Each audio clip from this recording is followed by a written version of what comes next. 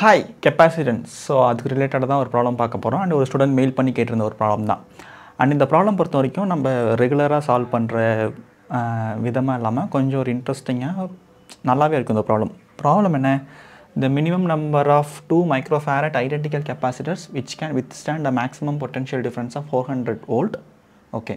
Required to design a circuit of effective capacitance of 2 microfarad and bearing whatever 1000 volt are. சரி, okay. அதாவது ஒரு 2 microfarad அப்படின்ற ஒரு capacitance உள்ள ஒரு கெப்பாசிட்டர் இருக்குது. அந்த கெப்பாசிட்டன்ஸ்க்கு ஒரு வித்ஸ்டாண்டட் பொட்டன்ஷியல் இருக்குது. அதாவது என்னென்னா, இப்போ எப்படி சொல்கிறது, Q = CV அப்படின்ற ஒரு ஃபார்முலா இருக்குல்ல. அதாவது என்னென்னா, சின்றது capacitance of the capacitor. So நீங்கள் வோல்டேஜ் கொடுக்க அதில் வந்து சார்ஜ் வந்து அதிகமாக ஸ்டோர் ஆகும். பட் அதுக்குன்னு ஒரு லிமிட் இருக்குது. ஸோ அந்த லிமிட் தான் வித்ஸ்டாண்டிங் லிமிட். அது மாதிரி கொடுத்துருக்காங்க. அதாவது 2 மைக்ரோஃபேரட் கெப்பாசிட்டன்ஸ் உள்ள ஒரு கெப்பாசிட்டர் இருக்குது.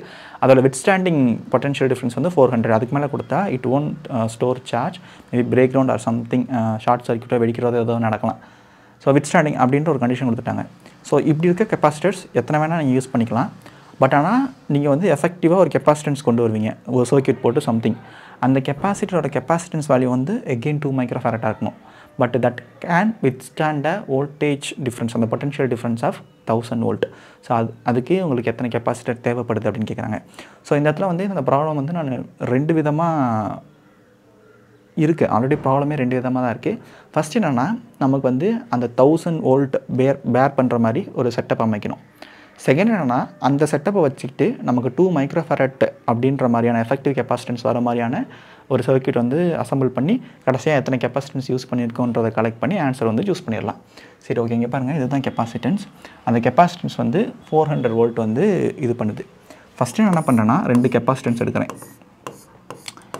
இப்போ இந்த 2 கெப்பாசிட்டன்ஸ் அக்ராஸாக 1000 வோல்ட் தரேன் அப்படின்னா, இந்த ஈச் கெப்பாசிட்டன்ஸ் அந்த வோல்டேஜ் எப்படி ஸ்ப்ளிட் பண்ணிக்கணும், 500 which is greater than 400. So அப்போ இந்த கெப்பாசிட்டன்ஸ் வந்து வித்ஸ்டாண்ட் பண்ணாது, கெப்பாசிட்டன்ஸ் மே பிரேக் டவுன். ஸோ என்ன பண்ணுறேன்னா, உங்களுக்கு புரியுதுல, அதாவது 1000 வோல்ட் கனெக்ட் பண்ணும்போது சீரிஸில் இருக்குது. So voltage will be voltage divider rule. அதுபடி பார்க்கும்போது identical capacitor both are 2 microfarad. அப்போ இது 500 இது 500 இருக்கும். ஸோ தட் நமக்கு 1000 வோல்ட் பேரலில் இருக்குது. அப்போ 500 which is greater than 400. So அது வந்து 2 கெப்பாசிட்டர் வச்சு பண்ண முடியாது. ஸோ நான் இன்னொரு கெப்பாசிட்டன்ஸும் சீரியஸில் பண்ணுறேன். இப்போ 3 கெப்பாசிட்டன்ஸ் இருக்குது. இப்போ நான் 1000 வோல்ட் இதோட கனெக்ட் பண்ணுறேன் அப்படின்னா, இங்கே பாருங்கள், 1000 வோல்ட் கனெக்ட் பண்ணுறேன் அப்படின்னா, இப்போ இந்த கெப்பாசிட்டன்ஸ் எப்படி பிரிச்சுக்கும், 333.333, 333.333, 333.333, அது மாதிரி ஈக்குவலாக ஸ்ப்ளிட் பண்ணிக்கும். அதாவது 1000 divided by 3. So which is less than 400. So இந்த செட்டப்பில் each capacitance can be charged. So charge பண்ணிக்கலாம். ஸோ விச் இஸ், ஏன்னா கெப்பாசிட்டி அந்த வோல்டேஜ் டிஃப்ரென்ஸ்ன்றது கொடுத்துருக்க ரேட்டட் வித்ஸ்டாண்டிங்கோட கம்மியாக இருக்குது. So it is fine.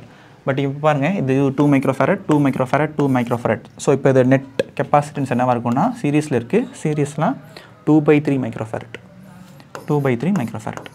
ஓகேயா? பட் நமக்கு இந்த எஃபெக்டிவ் கெப்பாசிட்டன்ஸ் வந்து 2 மைக்ரோஃபேரட்டாக இருக்கும். பட் நமக்கு வந்து 2/3 தான் இருக்குது. பட் இப்போ நான் என்ன பண்ண போகிறேன்னா, இதே மாதிரி ஒரு 3 செட்டப்பை மேலே வந்து அரேஞ்ச் பண்ணிக்கிறேன்.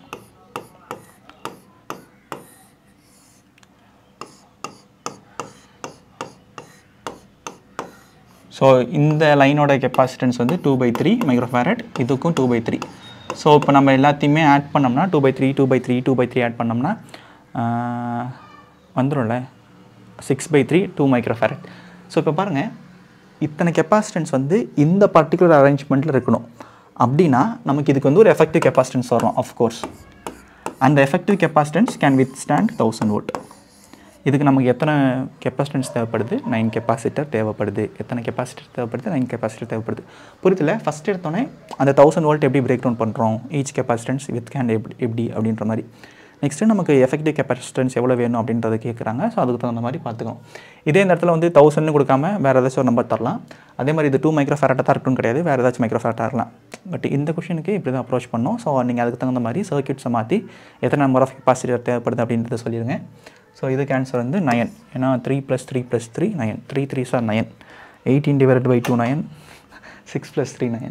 Thank you.